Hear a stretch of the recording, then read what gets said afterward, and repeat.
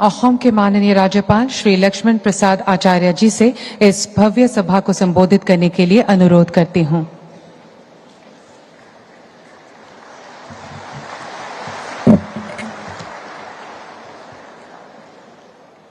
नमस्कार।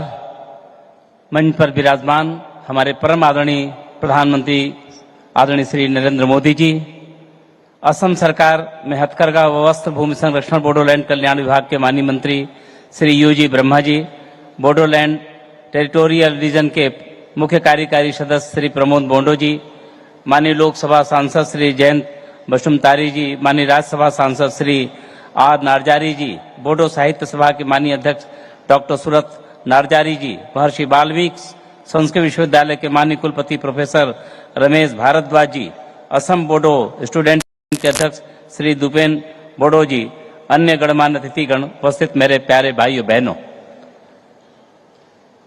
भाइयों, श्रद्धेय प्रधानमंत्री जी आज देश के अनेक सभाओं को और कार्यक्रमों में रहने के बाद भी और दिल्ली से बहुत दूर रहने के बाद भी जिस उत्साह से हंसते हुए मुस्कुराते हुए आज हम सबके बीच में यहाँ उपस्थित होकर के इस उत्सव को महोत्सव के रूप में बदलने के लिए जो पधारे हैं, मैं आपकी ओर से, अपनी ओर से, हृदय की गहराइयों से ऐसे आदरणीय प्रधानमंत्री जी का बहुत बहुत अभिनंदन करता हूं, वंदन करता हूं।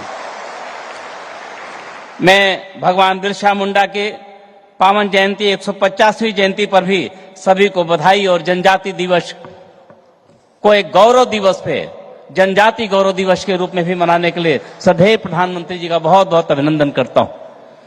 माननीय प्रधानमंत्री जी, पूर्वोत्तर को सूरज की पहली किरण का प्रकाश तो भगवान भास्कर की ओर से मिला, लेकिन विकास की किरण आपके आने के बाद ही पहुंच पाई।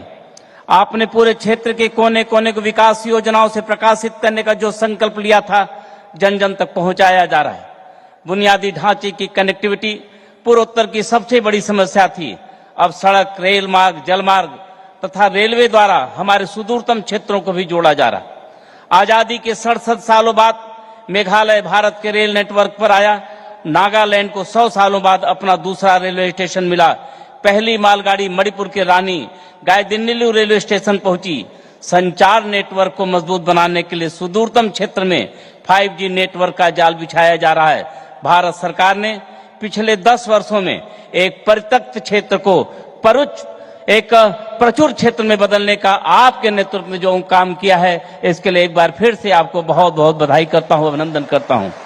माननीय प्रधानमंत्री जी, हम गौरवान्वित हैं कि ऐसे आदरणीय प्रधानमंत्री जी का मार्गदर्शन मिल रहा है जिनके लिए पूर्वोत्तर का विकास उनकी सर्वोच्च प्राथमिकता में से है।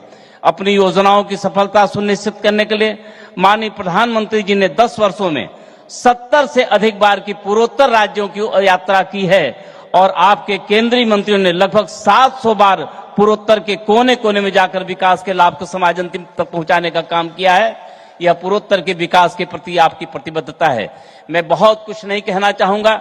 आदरणीय प्रधानमंत्री जी कहीं भी जाते हैं, देश के किसी भी सभा में जाते हैं, कई लोगों से मिलते हैं, तो आदरणीय प्रधानमंत्री जी कहते हैं कि यदि आपने हमारे पूर्वोत्तर राज्यों को नहीं देखा तो आपने भारत को नहीं देखा है। यह आदरणीय प्रधानमंत्री जी का पूरे देश के लोगों का आह्वान होता है। हमारे बोडोलैंड के प्रति जो आपका